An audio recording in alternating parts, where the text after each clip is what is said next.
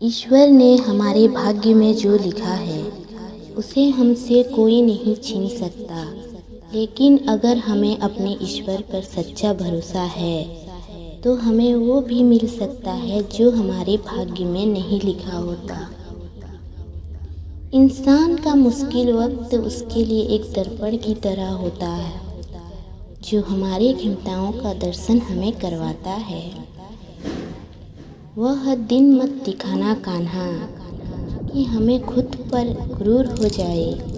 रखना अपने दिल में इस तरह कि जीवन सफल हो जाए। इस पूरे ब्रह्मांड में ऐसी कोई ताकत नहीं जो इंसान की इच्छाओं की पूर्ति कर सके, क्योंकि इंसान की इच्छाएं एक समुद्र के समान होती हैं जिसे कभी भी भरा नहीं जा सकता। अगर कोई मनुष्य हमारे साथ बुरा कर रहा है तो उसे करने दो, यह उसका कर्म है और समय उसके कर्म का फल उसे जरूर देगा।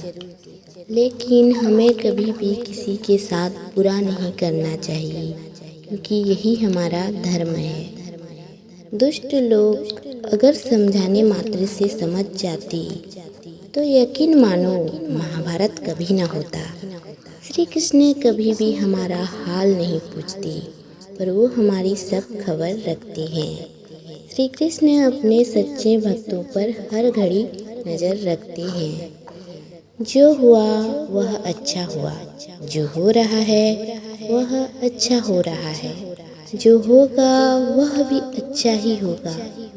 तुम भूत का पश्चाताप न करो, भविष्य की चिंता न करो, वर्तमान में जियो। अगर आप जीवन में असफल होते हैं, आपको दोबारा प्रयास करने में कभी भी नहीं घबराना चाहिए, क्योंकि जब आप दोबारा प्रयास करते हैं तो आपकी शुरुआत सुनने से नहीं बल्कि आपके अनुभव से होती है। जिंदगी में सदैव अवसरों का आनंद लेना चाहिए, लेकिन किसी के भरोसे को तोड़कर नहीं। अंतकाल में जो मनुष्य मेरा स्मरण करते हुए देह त्याग करता है वह मेरी शरण में आता है। इसलिए मनुष्य को चाहिए कि अंतकाल में मेरा चिंतन करे। जिस व्यक्ति के पास संतुष्टि नहीं है उसे कितना भी मिल जाए वह असंतुष्ट ही रहेगा। श्री कृष्ण जी कहते हैं, जिस व्यक्ति को आपकी कद्र नहीं उसके साथ खड़े रहने से अच्छा है आप अकेले रहें। यदि आप किसी के साथ मित्रता नहीं कर सकती तो उसके साथ शत्रुता भी नहीं करना चाहिए। जब आपके जीवन के चारों ओर हताशा और निराशा हो, जब दुखों ने आपको हर जगह से घेर रखा हो, तब आप सच्चे मन से कृष्ण जी के नाम का दीपक जलाना और अपना सब हाल श्री कृष्ण को सुना देना। श्री कृष्ण स्वयं आपके सब दुख हरने आएंगे। तुम उसके लिए शोक करती हो जो शोक करने के योग्य नहीं। बुद्धिमान व्यक्ति ना जीवित और ना ही मृत व्यक्ति के लिए शोक करते हैं। मनुष्य का जीवन केवल उसके कर्मों पर चलता है।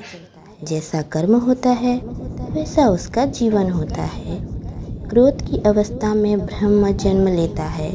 ब्रह्म बुद्धि को नष्ट कर देती है। बुद्धि के नष्ट होते ही व्यक्ति का पतन हो जाता है। प्यार और तकदीर कभी साथ नहीं चलती, क्योंकि जो तकदीर में होते हैं उनसे कभी प्यार नहीं होता और जिससे हमें प्यार हो जाता है वह तकदीर में नहीं होता।